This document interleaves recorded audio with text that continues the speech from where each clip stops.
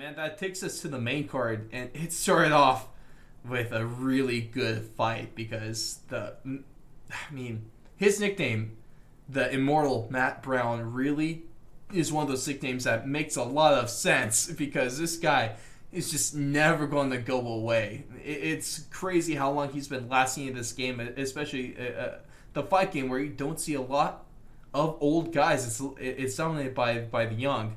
He's been here for a while. He has no signs of slowing down because he beats the second Lima brother. And it's bad week if your last name was Lima, quite frankly. But he lands this huge one-hit KO from a right cross there in round 2 of this fight. He is now tied for most knockouts in UFC history. He is up there with none other than TRT Vitor Belfort himself. And then, of course, the Black Beast, Derek Lewis. Blake, what were your thoughts on this fight, man? I thought it's fantastic seeing Matt Brown keep on performing so well. Yeah, I mean, how can you not root for a guy like that? 40 years old, still kicking ass. I thought it was very interesting, the history that they shared, the fact that he had already fought his brother back in the day and beat him, and the fact that he had actually coached him with TJ Dillashaw on Tough back in the day. So, there was familiarity between the two of them, and I think you could tell that in the first round. It was a little bit slower in the first round, a lot more leg kicks, feeling out process, and then the second round, Matt Brown just comes out and knocks him down.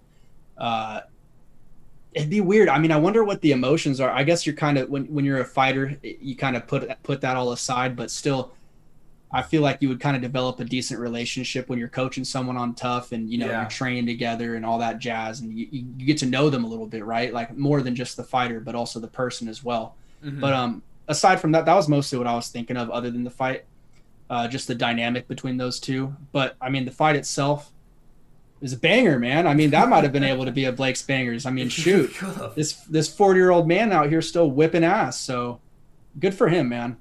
Yeah, it's some good stuff. But now with his continual amount of success that we've seen from Matt Brown over just years, man. Unfortunately, it looks like over the last 4 years, he's been getting one fight a year. But where do you think? I mean, although his record isn't the best, but given what he's been able to do with the KOs and with how long he's been in the game, at least in terms of notable welterweight fighters, where do you think he might stand in the all-time rankings for this division? In the all-time rankings, Can you I don't know. Top 20? For sure. I have to look at it, but I mean, just look at his resume. I mean, he's got the top. He's in the top place for knockouts now. Yeah. I mean, he could easily get another. Sharing that honor with Derek Lewis and who was the other guy you said? TRT Vitor. TRT Vitor. I was about to say Tito Ortiz. I was like, that is not right. Yeah, I mean, man, wouldn't that be a fight? Awesome. Tito Ortiz versus TRT Vitor. Yeah, I don't know. I think TRT is he would have took him out pretty bad. Ooh, it did take someone's eye. They count. But yeah, I don't know. I'd really have to sit down and look at a list and determine. But I mean, just off the top of my head, top 20 sounds easy for the Immortal to be in. I mean, that sounds super easy. Top 10 will get hard, but I mean, top 20, he's around the names of guys like, I guess, Josh Koscheck, Thiago Alves, Nick Diaz, BJ Penn. Roy McDonald is still maybe outside the top 10. I think you could still put him in there because he was a perennial title challenger. Yeah. He was taking on all the best guys all the time. Unfortunately never went his way in the ultimate battle, in the final battle. Right. Matt Brown's one of those great cases of where don't get attached to how the record looks, because although it might not look the best, this dude is a fighter, man, and so he deserves a lot of respect for his career. I'm glad that it's going strong still. So it's really cool to see that, man. Really cool to see.